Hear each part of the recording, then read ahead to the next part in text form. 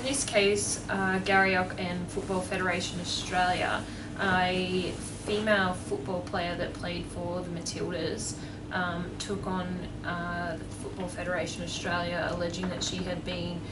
discriminated against on the basis of her sex and carers' responsibilities. The facts were that she had been offered by the Matildas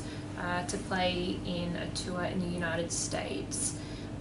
She accepted the offer, but as a result she needed to take her child with her, or alternatively arrange for care for the child while she was away.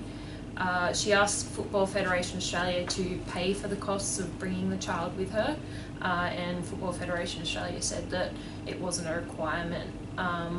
for her to bring the child, and therefore it wasn't the employer's responsibility to pay for the costs. Garriock made a complaint to the New South Wales Civil and Administrative Tribunal, alleging that the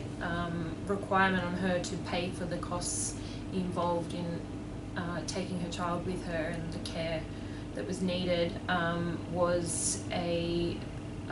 requirement imposed upon her, and therefore it was discriminating against her. In this case, the tribunal found that the requirement wasn't imposed upon her by Football Federation Australia, and therefore it wasn't unlawful discrimination. So I think it's a really interesting case, and it's probably representative of what happens in women's sport all of the time, where the players are quite low paid compared to male sports players. And the tribunal here essentially found that this was a private matter, but nonetheless the NCAP members who heard this matter were very critical of the Football Federation and commented that they thought that they would receive negative comments in the public about this, and they even commented on that difference in pay between male and female players. But unfortunately it's really drawing on the legislation, not something that can be considered unlawful, because it wasn't a requirement of everyone in the team or everyone that was selected to pay for a relative or a child and their care. And I suppose fundamentally that is always the responsibility of an employee to make arrangements and pay for the care of their children.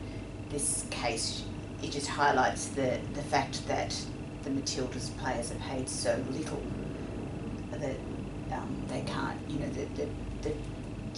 paying basic care for their children creates a situation where they're,